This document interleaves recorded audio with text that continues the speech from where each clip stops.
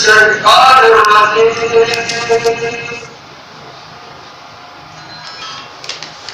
بسم الله الرحمن الرحيم godiya mai tarin yawa kan tabbata da Allah madaukakin sarki yana mutu tsara tabbata da shugaban annabi Muhammad sallallahu alaihi wasallam da ayayensa da kuma sahabbansa baki daya bayan haka ya ku bayan Allah hakika mafi tsananin masifa da bala'ai da suke damuna al'umma ta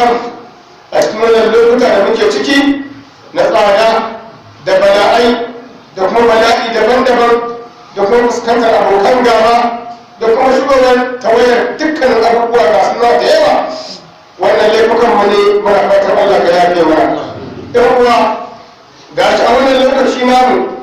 a yau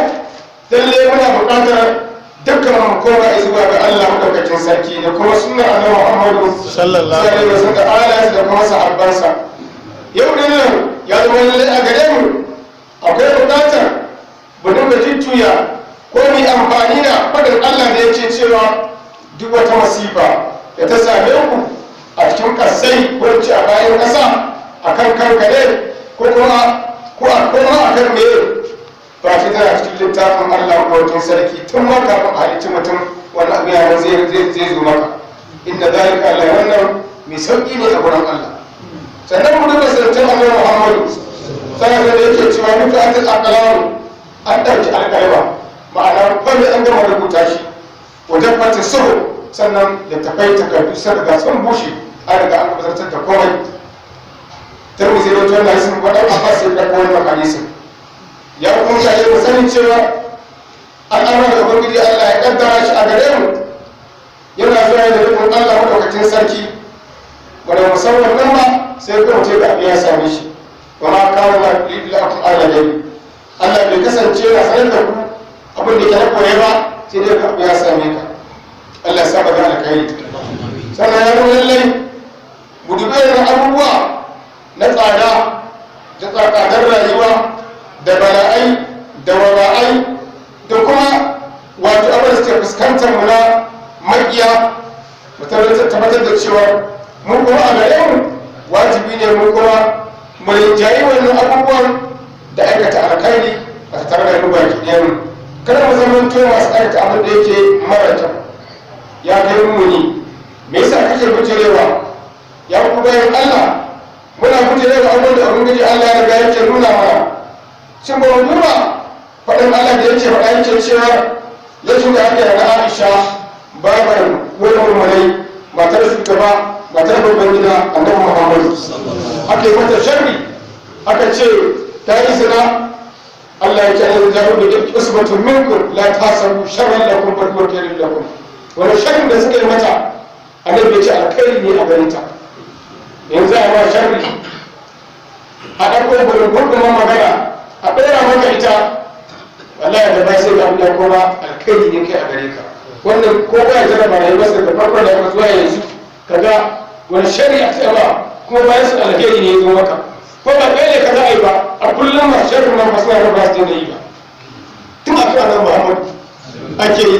barantana mutum da muke na kuci ko ba to za a yi ta maka barantana abokan sahabbansa ta zo a tattawa duk wanda kira a duniya za ka zama mutumin kirki to sai kula da kuma wannan sanace can kun da Allah ka kiyashe mu sani cewa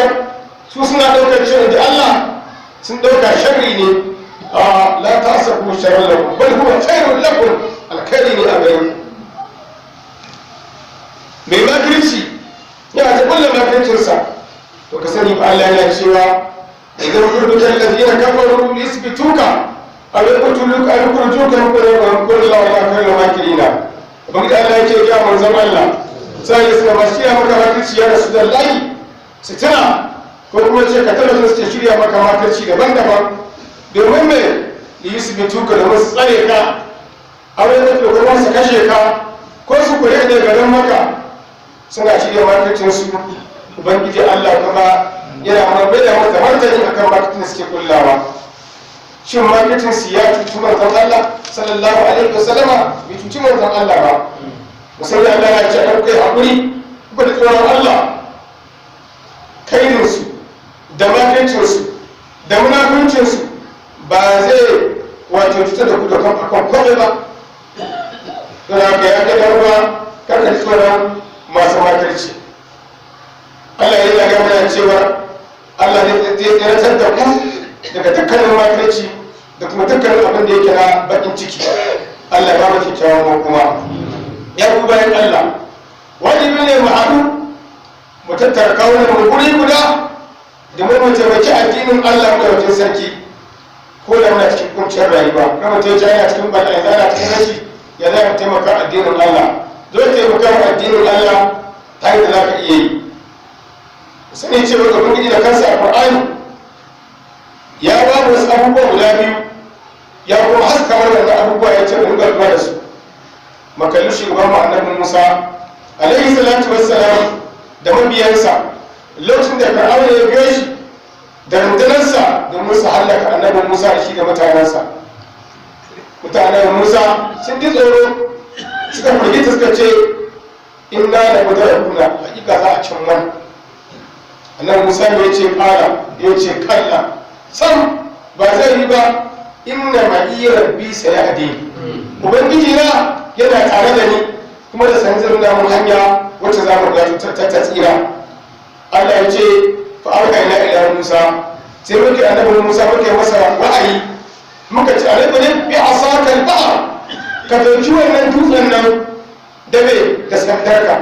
fam falaka yana dokar dutsen nan gurgur a ruwan nan wani a wannan kogin yana tukar wannan kogin gaba ɗaya sai ga guri ya zama hanyoyi kamar duwatsu, sai ga hanya ta riga ta kulle guri daban-daban. Gurin ya yi hanya kamar dutse ne a kare nan gurin a kare nan gurin. Shi ne fan balaga tsakanin kulli firdin ka kawai azimi. Allah ta sai mai kusantar da Fir'auna da mutanensa zuwa wannan kogi, su ma da hanya sai aka shigo ciki za a wuce. Sun shirya makirci da an da za a yi sakanya makin da suke annabi Musa alaihi salatu wassalam. Ana shiga cikin wani guri, Allah sai ya ce wa an jana Musa, sai muka tsirtar da annabi Musa da shi da mutanensa da baki ɗayansu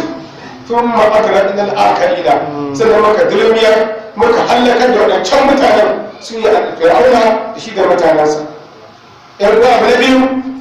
muka da annabi Muhammadu sallallahu alaihi wasallama, shi ne fitalar na biyu da aka nuna mana a wannan gudama. Sai da Rasulullahi da abokinsa sai na bakar na Siddiq, sirikin manzon Allah ne, abokin manzon Allah ne, shi ya fara ba da gaskiya wato a cikin dukkanin duniya, a cikin manyan mutane baki ɗaya sai na bakar na Siddiq. Kuma ba ni na faɗa ba cewa aka auna ayyukan mutane ko imanin mutane za ka tana suna bakar ya ci yafi na kowa da mun shaida da dukiyarsa ka cokan annabi ya ce a kawo ce muku za a taimaka wa dinin Allah. Wannan sahabi ya kawo, wannan ya kawo, wannan ya kawo, wannan ya kawo, ana zuwa kai shi misali sai mu kallon ka tambaye su sai ya Umar me kabar iyalin ki taso da raba dukiya ta guda gida biyu na kawo musulunci rabi, wallahi ba za ki iya wannan ba, na rantsi da Allah ba zai ka fara ba wanda zai iya wannan. A ce a ɗaukar kaya dukiyarka yau a cika da miliyan 100 a ce da mata biyu ka kai musulunci, billahi lati ba za ki iya ba. Sai na wani haka yi dukiyar sai ya kwace ya raba gida biyu kawo a nan da ce da kai musu ya ce ya mara sulla na raba dukiya ta biyu na bar musu rabin dukiya ta. Ya tambaye su haɓar da ɗaya bayan ɗaya Allah ya ƙara musu yarda. Duk wani abin da ya raba dukiyar kamar da abu da ba iya yi ba. Ana ruwa suka sai na abokan da Siddiq abokin manzon Allah sallallahu alaihi wasallam. Yace ya kasu Abubakar me ka bar iyalinka, yace na bar musu Allah da manzansa. Ya kwashe dukiyar baki ɗaya ya ga miƙa musulunci. Amma yau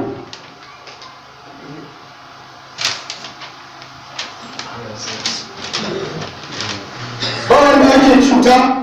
ake zagi a wannan duniya ta cikin wannan sahabai na manzon Allah sallallahu alaihi wasallam. Sun kawo da musulunci, sun kawo da abubuwa da yawa har muka zo muke tutiya muna wani bunƙasa muna da banƙarar gare cewa musulmi ne. Amma a yau gashi zagin sai ake kuma an dade ana wani zage-zagen su yan uwa kowa ya fi da ƴaƴansa, ko ya fi da yake tafiya tare da shi, kowa ya san abin da yake rayuwarsa a gidan duniya. billahi azim ta sahabban manzo sallallahu alaihi wasallam wallahi mutum tafiya wata zai wala duk karatun alqur'anin ka duk iya hadisan ka duk iya bayyana ka Allah zai zare wani sa gidan wuta ranar lahira Allah ya kiyaye duk wanda sun sai da bakar da kake duk wanda Allah ya kashe ka dan Allah ya in baka je maka ba ka tambaya daga wannan zuwa Madina tafiyar bin na wace a motar da ake tafiya wallahi ka fita da dare a ce ba in sha tafi sai asaba da kuje amma annabi sallallahu alaihi wasallam da sai da baka da siddi sauran sahabbai suka tafi a ƙasa tun daga birnin Makka suka je har Madina a ƙasa ba abun ba komai me suka ci baka sani ba suka ga cikin jeji yanzu ka ce cikin jeji tana kai ko kake ji kan maciji ya sare ka su ba su karɓi wani shi ba ko wannan fashi ko gina ba duk ba su duba wannan ba duk suka wuce suka tafi har zuwa birnin Madina bayan sun tafi da kuma ya bar iyalinsa ya bar su ya tafi manzon Allah kuma sai a ce wannan baya san manzon Allah sai a ce wannan baya san manzon Allah gashi alqur'ani Allah ya faɗe shi id akhrajahu alladhina kafaru thani yasdaini idh huwa fil gari ko yayin da kafin suka fitar su daga cikin birnin Makka wannan su biyun nan sai da shi su ne Allah ke faɗa idh huwa fil gari da annabi Muhammad sai su sai da faɗa su ne a cikin wannan kogon aka biyo su ana nema a kashe su suka da suka ɗaya kafin da suka waje da gindin kogo suna wannan tsayen suna wasu yana makarki tare su lallahi inda za su da wani da zai kalli daga kafarsa da sai ya kan amma Allah ya rage masa idanu da wannan da ake zagi da shi a ciki ranar Muhammad za a yi sallama annabi sai ta shi la ta hazan karka yi bakin ciki me yace inna Allah ma'ana Allah ya karina tare da mu jama'a Allah ayar Qur'ani ce wannan laka yan ba musulmi lalle dinga bakin mu linzami sahabban nan mun wuce dinga taba su wallahi ba mu yi saba ba za mu yi aiki da za su yi ba yanzu ya zama kuma malami ba a ce ga kina unguwar irin abin da yake na musulunci wallahi kai ba za ka iya ba in za a wuce ka ce kai wani yana suna shan wahala ai ba iya mana shugaban ba to su da ake yi kamata da yin mutura ubangiji Allah ya kare da kuma masu yi mana masa addu'a Allah ka shirya mana su baki daya in ko ba shi ya bace Allah ka kada su ke mana maganin su to da yan uwa ne ya tafi ne magana wasu haɓar annabi Muhammad maganin wahalar da suka ci hakalli wani yaro ya je nan wata ƙasa ya kawo hoto na kabari na sa'id bin abi waqas Allah ya ƙara masa yarda haka tare da Makka daga Madina ya zo har zuwa China ya zo ya addinin Allah kai na kace babba daga nan zuwa yau za a ci a tabbatar sai mutum ba zai iya zuwa ba idan ya ga addinin musulunci a garin ɓangaren can ba wata kafin da ba ke sa sun musulmi ba amma kullum da yawa ke kafa kowa sanin abin da ya kamata kai da wanda ya kafa kowa sani Allah ka kiyashe mu da ka yi wajibi lallai da aikata aikin alkai bari ga ɗayan sahabbai na maza sa da suna maganganu masu kyau da wanda su muke koyi idan wanda koyi da su da lafi koyi su Allah ya cewa bi koyi da su ki masu Allah ce bi koyi da su Allah ba da mai aika ba to koyi da wannan sahabbai baki daya da kane ba kullum da wannan maganganu da ake ta faɗa musu ɗaya bayan ɗaya wanda da kawai da an daɗe shekara da shekaru ana musu wannan abubuwa amma da yake cewa ba nasi ba suna kwance Allah ne yake magana duk abinsa kuma Allah zai magani baki ɗaya Allah ya taimaka mana sallallahu da annabi Muhammad sallallahu alaihi wasallam Allah ya salati da dira da annabi Muhammad sallallahu alaihi wasallam rabbana atina fid dunya hasanatan wa fil akhirati hasanatan wa qina adhaban nar اللهم انت عالم بذنوبنا فاغفرها وانت عالم بايدنا فانصرها وانت عالم بحوائجنا فقدها يا رب العالمين اللهم اعطنا امر الرجاء وقد العمل يا رب بفضله لفضله نسالك اللهم العدل العدل الهنا الاجابه يا من اجاب نوحا في قوله ويا من نصر ابراهيم على اعدائه ويا من رد يوسف على يعقوب ويا من كشف الضر عن ايوب يا ربنا آتنا في الدنيا حسنة وفي الآخرة حسنة وقنا عذاب النار ربنا تقبل منا إنك أنت السميع العليم وتب علينا إنك أنت التواب الرحيم يا ربنا صل وسلم وبارك وأنعم وأنزل وأكرم على سيدنا ونبينا وحبيبنا ومولانا محمد صلى الله عليه وسلم وبارك الله كرم الأنبياء Allah ka ba mu zaman lafiya da ba su lafiya dukkan nasu Allah ka yayi musu abin da yake da musu ma Allah ka yayi mana baki daya Allahumma innaka afuwun karimun shakka fa kana alhamdulillahi rabbil alamin.